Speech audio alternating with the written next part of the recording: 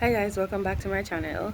So I'm in this space where, well, I was watching a video on TikTok, and in the video she said that a whole lot of us are crying out to God, um, asking him for money, but instead of giving us money, like she was saying that some people have like supernatural finances. They'll get like supernatural finances, like um money being deposited. Some of them might get homes or whatever the case may be.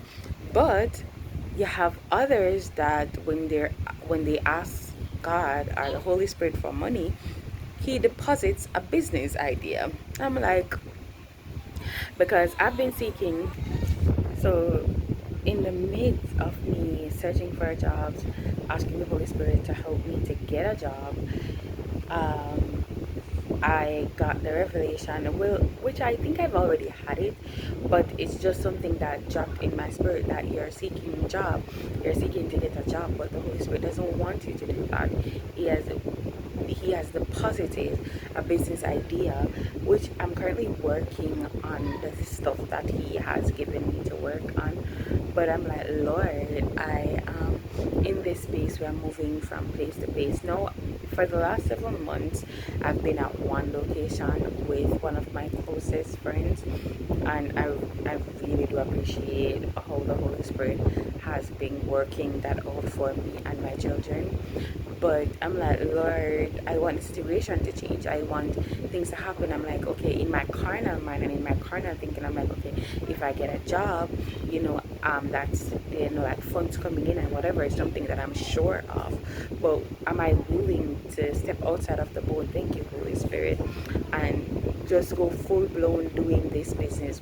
Stop searching for jobs, start searching for other incomes, and just do what it is that the Holy Spirit is telling me to do.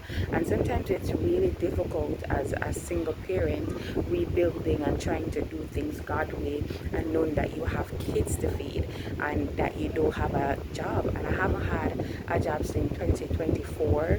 I had a job in 2025 where I only spent like 1 month there, but the Holy Spirit has always been providing for me and my children. We've never really went without eating. He has always provided. It's we don't have we don't have more than enough yet, but it's always enough for that day or for that 2 day or however he provides for us.